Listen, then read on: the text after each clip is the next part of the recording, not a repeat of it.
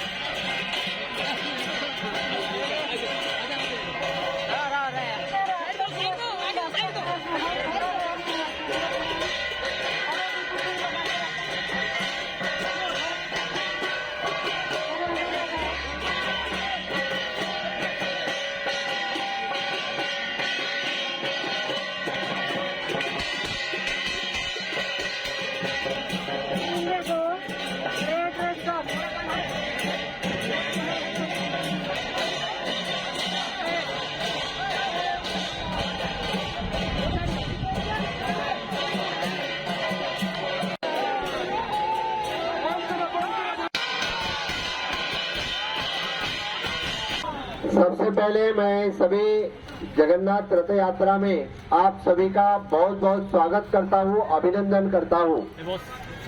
हर साल जगन्नाथ रथ यात्रा में मुझे पूजा करने का सौभाग्य मिला, मुझे मान मिला, इसलिए मैं गोवा सरकार की तरफ से, गोवा की तरफ से आप फिर एक बार मैं बहुत बहुत आप सभी लोगों का आभार व्यक्त करता हूँ।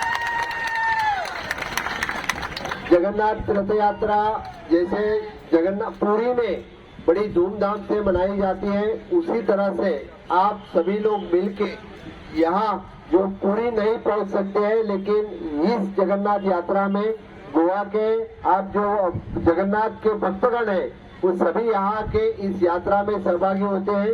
इसीलिए मैं आपका बहुत बहुत अभिनंदन करता हूँ, स्वागत करता हूँ।